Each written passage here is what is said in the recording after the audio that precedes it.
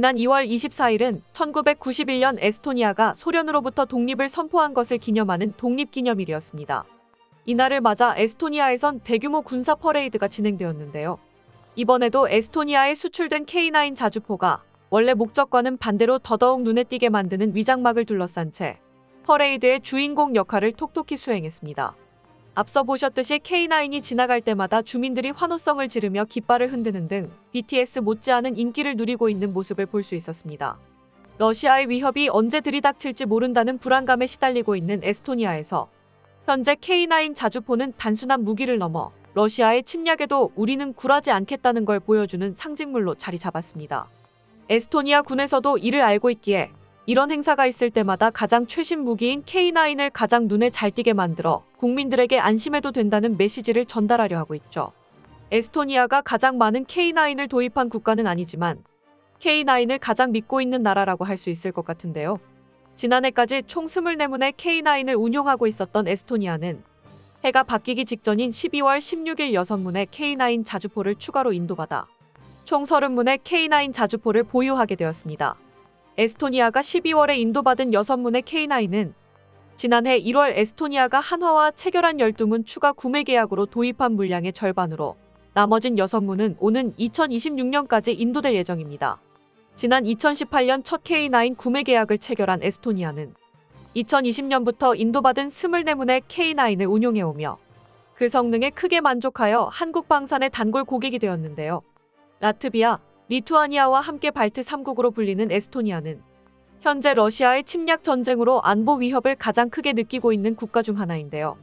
에스토니아는 인구 133만 명의 국토 면적이 한반도의 5분의 1에 불과한 작은 나라이지만 러시아와 동쪽으로 300km에 이르는 국경을 맞대고 있으며 19세기엔 러시아, 20세기에는 소련의 지배를 받다 독립한 역사를 가지고 있어 누구보다 러시아의 침략에 민감할 수밖에 없는 입장입니다. 러시아는 에스토니아 역시 우크라이나와 마찬가지로 자신들의 땅이라며 노골적으로 침략 야욕을 드러내고 있습니다.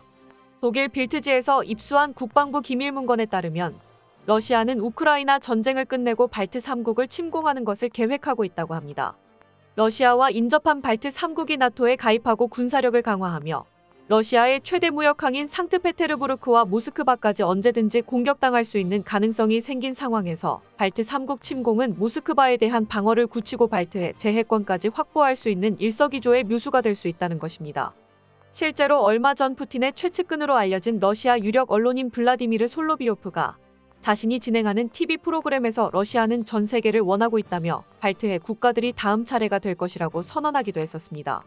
그러면서 발트 3국은 15분이면 점령 가능하다며 군사적으로 압도할 수 있다는 자신감을 드러냈었죠.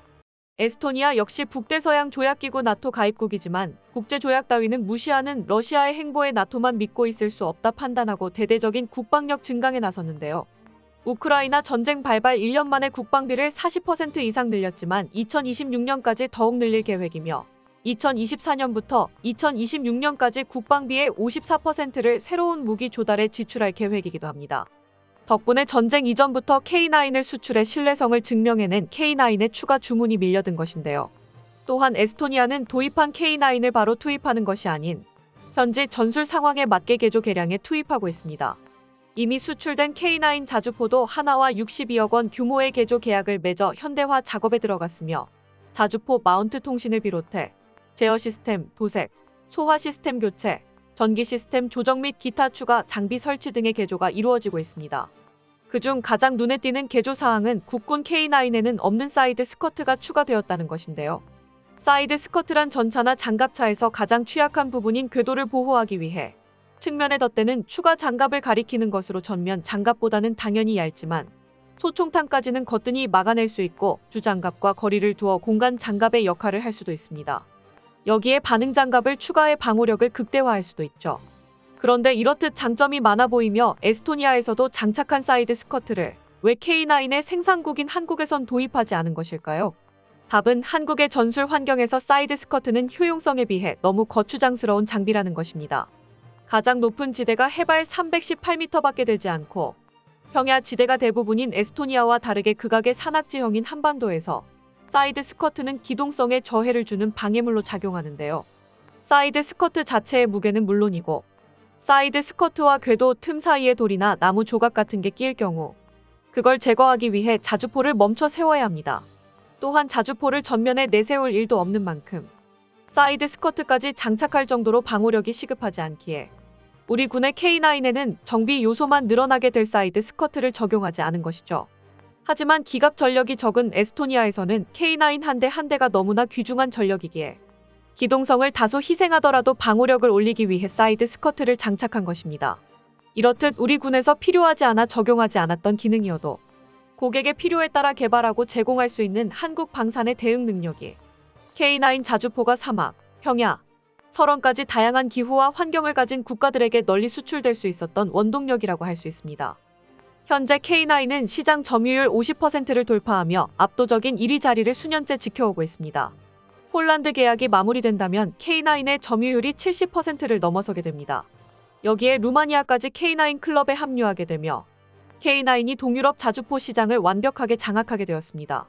하나에어로스페이스는 오는 3월 루마니아 정부와 1조 원 규모의 K9 53문 수출 계약을 맺을 예정인데요. 이번 계약으로 튀르키예, 노르웨이, 핀란드, 에스토니아, 폴란드에 이어 6번째로 유럽에 수출하게 되는 것입니다. 유럽 자주포 시장의 절반 이상을 한국이 집어삼켰다고 자신할 수 있게 되는 것이죠.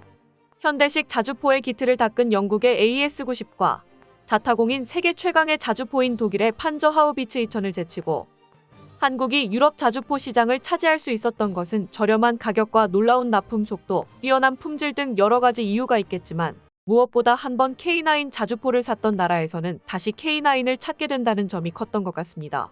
기존 독일 무기를 애용해왔던 국가들은 가격은 억소리 나게 비싸게 받으면서 처참한 AS와 불친절로 일관하는 독일 방산에 학을 떼고 한국이라는 대체제가 등장하자마자 곧바로 환승 카드를 찍고 있습니다. 반면 한국은 완벽한 사후 대응 서비스로 한번 붙잡은 고객을 절대 손안에서 놔주지 않고 있는데요. 매년 K9 운용국 군사 관계자들이 모이는 K9 유저클럽에서 하나는 K9 자주포의 운용 및 정비 노하우를 공유하고 K9의 다음 비전을 제시하고 있습니다. 업그레이드를 거듭하고 있는 K9은 곧 K9A2 모델의 양산을 앞두고 있는데요. 현재 영국 자주포 사업에 도전하고 있는 K9A2는 보다 발전된 자동장 전장치와 신형 둔감형 모듈 장약을 적용해 발사 속도를 분당 6발에서 9발로 끌어올릴 수 있었고 덕분에 탄약수가 필요 없어져 운용 인원을 5명에서 3명으로 줄일 수 있었습니다. 또한 포탑에 원격 사격 통제 체계를 장착하여 드론에 대한 요격 능력을 갖추고 기존의 금속 궤도 대신 레드백에 적용된 복합 고무 궤도를 적용해 기동성까지 늘렸죠. 거기에 K9A2 다음 모델로 벌써 개발에 착수한 K9A3는 완전 무인화 운용이 가능하며 58구경장 장포신과 수랭식 포열 냉각 기술이 적용되어 사거리 100km의 최대 발사 속도는 1분에 10발 이상인 진정한 세계 최강의 자주포로 거듭나게 될 계획입니다. 발전이 이루어진 부분은 자주포뿐만이 아니었는데요. 국내 최고의 탄약 제조업체이자 이제는 전 세계에서 주목받고 있는 풍산에서 K9에 어떤 추가 장치도 적용하지 않고 최대 사거리를 30% 이상 늘리는 게 가능한 155mm 사거리 연장탄의 개발을 완료했습니다. 풍산에서 개발을 도맡았던 사거리 연장탄은 지난 8월 전투용 적합 판정을 통과하고 12월에 국방규격이 제정되어 체계 개발을 성공적으로 마친 것인데요. 풍산에서 개발한 이 155mm 탄은 항력 감소탄과 로켓 보조 추진탄의 추진제를 복합 적용해 기존 40km 남짓했던 사거리를 최대 60km까지 늘리는 데 성공했습니다. 올해부터 본격적인 양산에 들어가는 사거리 연장탄은 물론 기존 K9 도입국들을 대상으로도 수출이 진행될 예정입니다. 그리고 지난 21일 한국수출립은행의 자본금 한도를 15조 원에서 25조 원으로 10조 원 더 늘리는 수출립은행 자본금 확대법이 국회를 통과하며 수출의 걸림돌이었던 대출 여력 부족도 해소될 것으로 기대받고 있습니다. 앞서 한국 무기를 대규모로 도입한 폴란드는 무기 대금을 치를 현금이 부족해 2차 방산 수출 계약의 이행의 난항을 겪고 있었습니다. 이를 수출립은행을 비롯한 한국 금융기관이 대출해주는 형태로 폴란드에 자금을 지원한 뒤 실제 무기 대금은 차후에 회수하는 방식으로 계약을 진행하려 했었으나 이미 지난해 1차 방산 수출 계약의 6조 원을 융자해 특정 국가에 대한 금융지원 한도를 거의 다 채워버린 상황이었죠.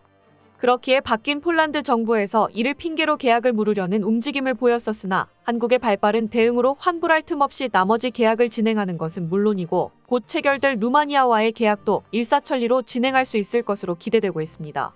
지금까지 유럽을 거침없이 행군하고 있는 한국 방산의 위상을 알아보았는데요. 발전을 멈추지 않는 한국 방산이 전 대륙을 호령하는 그날을 기대해보며 새로운 소식으로 찾아뵙도록 하겠습니다. 끝까지 시청해주셔서 감사합니다. 도움이 되셨다면 좋아요를, 다른 이야기도 궁금하시면 구독을 눌러주세요.